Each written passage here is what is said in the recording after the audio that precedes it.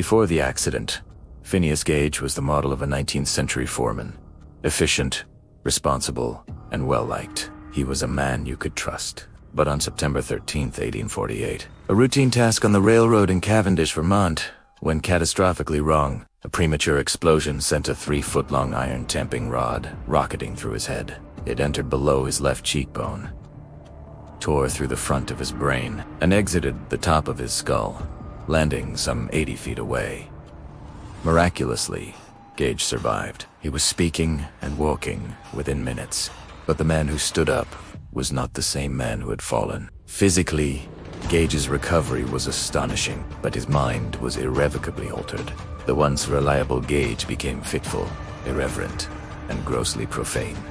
According to his doctor, John Martin Harlow, he was impatient, obstinate, and incapable of planning for the future. His employers, who had once valued him so highly, could not give him his job back. The balance between his intellectual faculties and his animal propensities seemed to have been destroyed. He was, in the words of his friends, no longer Gage. This accidental experiment provided the first hard evidence that specific parts of the brain, in this case the frontal lobes, were not just for motor or sensory function, but were the very seat of personality, social conduct, and moral judgment. The case of Phineas Gage occurred long before the establishment of formal ethical guidelines for medical research. Gage was not a willing participant in an experiment. He was a patient and a medical curiosity. His life was scrutinized and documented, raising questions about privacy and dignity that we still grapple with today. Scientifically, however, his case was a bombshell. It challenged the prevailing view that the brain was an masked and strongly supported the theory of localization of function, the idea that specific brain regions control specific abilities. It laid the groundwork for modern neuroscience and the understanding that our personality, our very self, is rooted in the physical matter of our brain. For a long time, the story of Gage ended with his decline into a rootless drifter.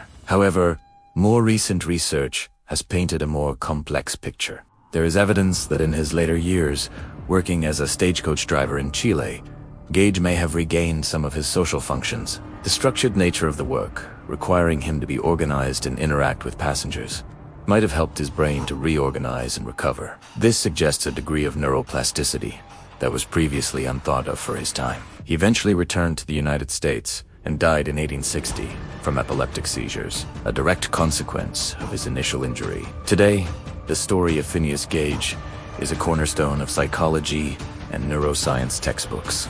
It serves as a powerful, if tragic, illustration of the role of the prefrontal cortex in what are called executive functions: planning, decision-making, and moderating social behavior. Every time we discuss traumatic brain injury, personality disorders, or the ethics of neurological intervention, we are walking in the footsteps of Phineas Gage. His story reminds us that the brain is not just a complex machine, but the fragile biological anchor of our identity. It forces us to ask a profound question. If a piece of our brain can be destroyed, what happens to the piece of our soul that lived there?